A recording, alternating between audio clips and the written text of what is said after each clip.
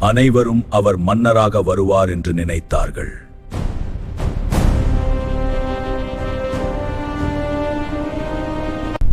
சோழ அரசவை அவரின் முடிவுக்காக காத்திருந்தது.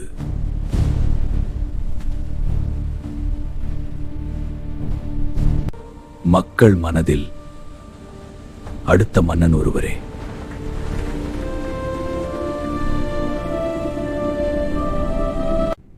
ஆனா நந்தினி அந்த முடிவை கவனித்துக் கொண்டிருந்தாள்.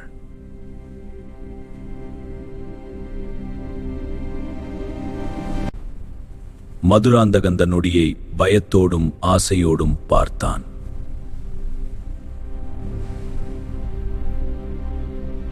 பின்னர் அருள்மொழி அனைவரையும் அதிர்ச்சியடைய வைத்தார்.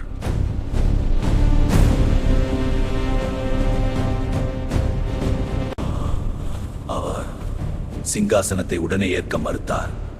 ஆம், நான் மறுத்தேன். இது என்ன அரசியல் சூழ்ச்சி? இது என் கடமை. அந்த முடிவு அரசவையையே அமைதியாக்கியது.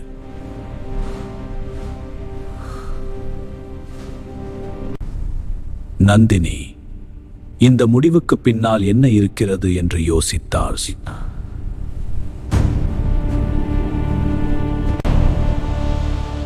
அருள்மொழி ஒரு சிங்காசனத்தை விட்டு சென்றார். ஆனா ஒரு பேரரசின் இதயத்துக்குள் நுழைந்தார்.